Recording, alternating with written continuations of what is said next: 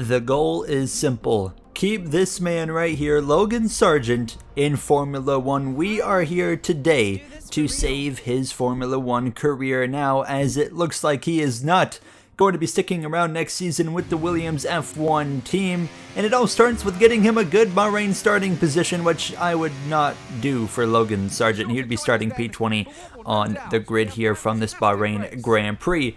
But it's the beginning of the season. We got plenty of time to make things happen for the young American driver who looks to retain his seat on the grid going forward. And we would roll through into the start of the Bahrain Grand Prix from 5 red lights, starting behind Kevin Magnussen as well as Nico Hülkenberg. We were lights out and racing as Sargeant slipping and sliding right off the bat here. Now as we continue 3 wide up the middle, now diving one up the inside into turn number 1, showing the nose on Yuki Tsunoda, but a good start for Sargeant here. He's 3 wide through the first corner now as we all make it work somehow. Hülkenberg slips through into P15, but it wasn't long until Sargeant found himself going around the outside of Hülkenberg into the braking zone to the back of Tsunoda, lunging one around the outside, can't quite make it stick, but into turn 10, a big move up the inside there up to P14 as a goal in race 1 to try and beat our teammate Alex Albon here, as Albon's right there in front of us, but we have had a heck of an opening few moments as lap 2. Albon actually with a lockup made it easy. Sargeant was able to go through into P3. Okay Logan, engine's running very hot. Engine very hot. Let's try and pull out from behind the car in front and cool things down. I don't pull out, Mark. Bold words from the American driver now is on the final lap after saving battery. Sargeant able to lunge one up the inside of Esteban Ocon, takes P11. It's not going to be points. Carlos Sainz with the win, but Sargeant P11, but most importantly, beating our teammate in this first race of the season. So pretty happy about that, and it wouldn't really affect the driver rating too much, some improvement, but we overall stay a 70 overall at the end of the first race of the 10 that we're doing. We immediately had a private meeting or secret meeting with Alpine, but we shut it down. So we are confident Sargeant is worthy of a better ride than Alpine, and we're here to prove that here as we come to the next round in Australia here from Melbourne and Albert Park, and it's a P17 start. Not a great start again for Sargeant, but improvement based off of Bahrain. Albon there in P14, but here we go in towards turn number 3, a big lunge up the inside of Carlos Sainz. It wouldn't quite work there, so a little bit later in the lap, another lunge up the inside. This time the job gonna get done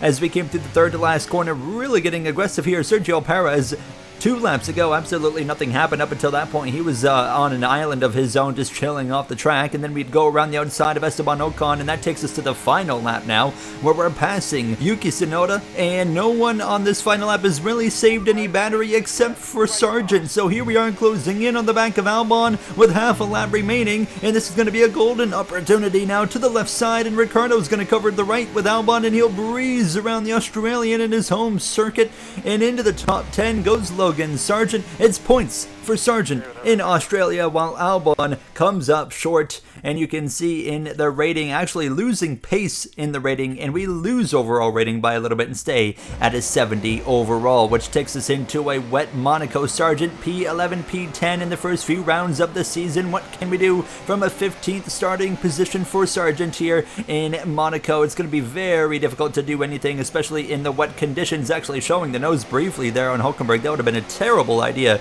to keep it committed. Sargeant thinks better of it as we continue up the elevation here in these 5 laps of this wet Monaco Grand Prix, and here we are going up the inside now of Hülkenberg as he was side by side with Yuki Tsunoda. So through the tunnel, Sargeant's going to be able to go through into P14, but from that point on, a move now at the end of lap 1 on Yuki Tsunoda. Thank you very much. Nothing else happened for the rest of the Grand Prix until the very final lap, as we're all over the back now of Pierre Gasly with a request from Mark. Okay Logan, if you pass Gasly here, we will switch speed units on your dash to miles per hour for the rest of the year. Hold my beer. Logan Sargeant's been given the request, and here we goes, lunging one up the inside of Pierre Gasly. Leclerc wins, and we get the job done. An aggressive move, and it's a point for Albon. Only P12, but a heck of a drive through the field for Logan Sargeant. Ends up P12 in Monaco. What the is a kilometer? You hear it there from Logan Sargeant, the iconic line, as he would actually get a race starts accolade following this Grand Prix. Now leading into the Canadian Grand Prix, as we've had a relatively solid season for Sargeant, but still looking for a bit more consistency, a bit more improvement. But we have certainly been putting him into better running positions here. Now on the back of Lance Stroll here on this opening lap. Actually, a warning for a collision as we lunge one up the inside here of Carlos Sainz. We qualified Albon, who's behind us there in P10, but it wasn't over. Final lap of this race, it took till we actually had something happen, and this is Sargeant blowing past Lance Stroll. So we're going to be able to beat Alex Albon, and we're going to be able to get a handful of points out of it as well with P7. A great day for Logan Sargeant, a career high as we cross the stripe. P7 in the Canadian Grand Prix. Things are looking pretty good for Sargeant now as we continue to gain some experience points, but the pace rating keeps going down, so we still remain about a 70 overall, taking us now into the Austrian Grand Prix, and it's a P8 starting position. A great qualifying effort from Sargeant now as he continues to start to impress the grid as we come through turn 1, losing a spot there to Carlos Sainz, the Spaniard in the Ferrari, but the battles would rage on here towards the end of lap 1. Sainz going ultra defense mode. Sargeant swings to the left side. He's going to pin it around the outside. Thank you very much. Into P8 goes Sargeant, now looking for a career best result. Lap 3 at this point, and wide goes Perez. He locks up, right back on track in front of Hamilton. A 2-for-1 special for Sargeant. Then later, lap 4 of 5, he's all over the back of Alonso and Norris, who had been battling, and he's going to try and keep it around the outside of Fernando Alonso, and with the slipstream and the DRS, he would clear him. Into P5, final lap, a lunge up the inside of Lando Norris, looking for a career best P4. What a drive from Sargeant here on the Austrian Grand Prix. Can we clear Norris? No, he keeps it up the inside. Not enough though.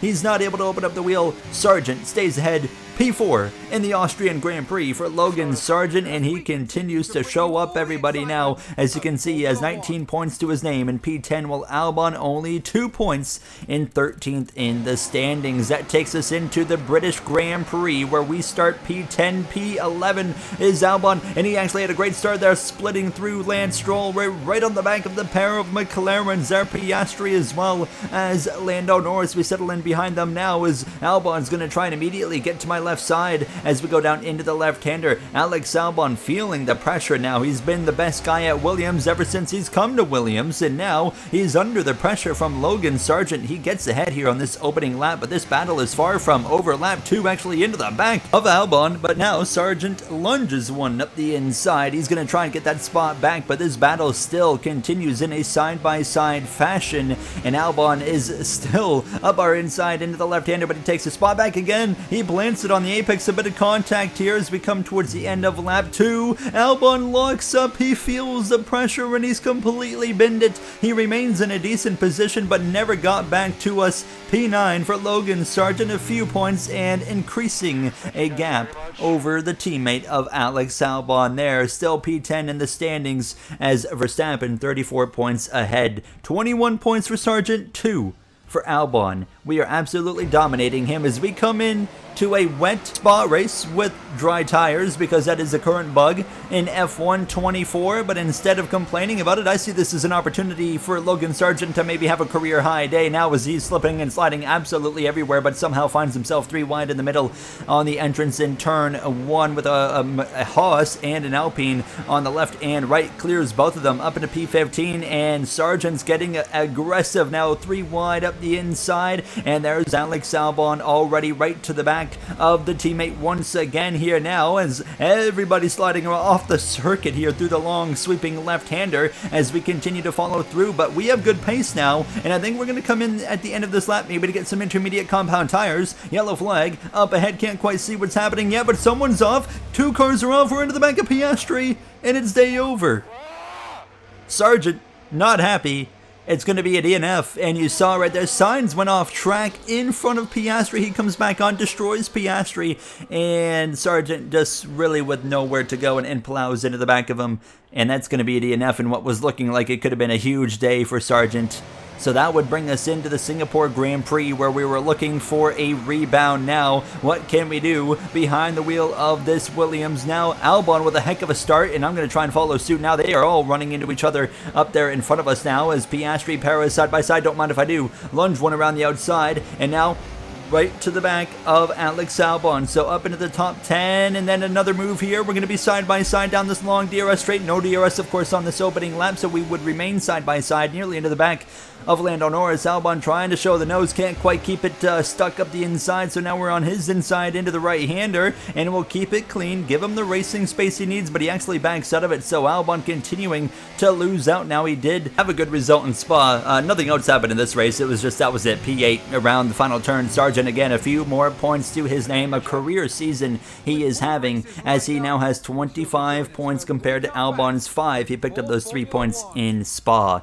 As now that brings us to the penultimate round of the season. It's the Brazilian Grand Prix, and a move to the right side of Yuki Tsunoda right there, and then a lunge up the inside of George Russell, just trying to get to the back of Albon, who we've been beating all season outside of a few moments here and there, and including Spa with the not mechanical failure, but the big crash there. But we get in front of Albon already, and we come through to lap 4 already, where things finally start to actually get exciting and interesting. 3 wide in front of us now. No one can really decide what they're going to do, and we're going to lunge one up the inside of Lewis Hamilton now. Norris wheel to wheel with Fernando Alonso will slip through as well. Alonso struggling into P5 for Logan Sargeant, and it was the final lap. No battery left for Lando Norris, and all the battery in the world for Sargeant with DRS. A huge run is going to tie a career high P4 in Brazil, and the fastest lap of the session for Logan Sargeant. A very, very good day for him as he maintains P10, 38 points over Albon, who now has 9 points, 47 in the constructors. And watch this, look at the rating go up to nearly 73 overall, going into what would be the final race to try and keep Logan Sargeant's ride secure in Formula 1, as we hope maybe we can get him a multi-year deal signed at the end of this season. I think we've done the job. Logan Sargeant, I think I would say, is quite worthy now of keeping his ride in Formula 1. We finished in the points in the majority of the season, and we're going to try and do it one final time around the outside of Sergio Perez. Ever since the new patch, Perez has been quite slow compared to what he was pre-patch now. He's down in P10, and he is not going to finish well in the points. Verstappen has already won the championship at this point, as we're going to dive one up the inside of that Vodafone McLaren of Oscar Piastri as well, get alongside Russell, but he would actually fight back down the straightaway, get ahead, and then tries to cover us off into the braking zone, but we dive it up the inside again, and we'll take the position here up in a P8. Sargeant's been absolutely on it since the crash in Spa, with P4 in Brazil, and now running in the top 7 here in Abu Dhabi. Now he's done nothing but just increase his reputation, increase his chances of being in Formula 1 next season, as well as Russell is going to put one last lunge here late in this Grand Prix as they're 3 wide in front.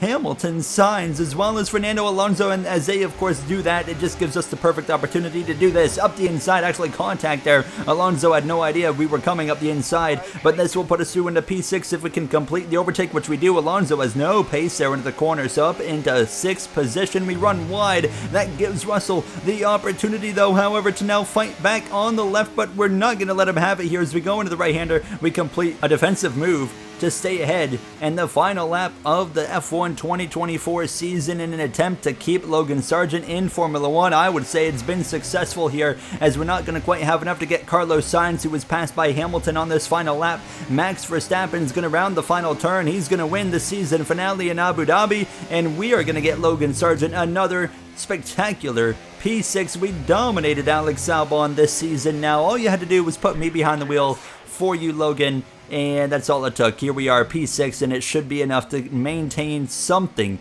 going into the 2025 season. We end with 46 points over Albon's 9, so of course 55 for the team in the constructors, which just wasn't enough in terms of gaining any positions there. It was P6. 73 overall is what we end on, and our team options, we do have options to stay in Formula 1. It's not the best in the world. Williams could re-sign us, Sauber, Alpine, Alpine or Haas, who was the best in the R&D of these teams, and we would sign a 2-year deal with the Haas F1 team. So Logan Sargeant's future has been secured for 2 more seasons. He will remain through 2025 and 2026. Can he do the same in real life? We'll have to wait and see. Thank you for watching. Have a great day.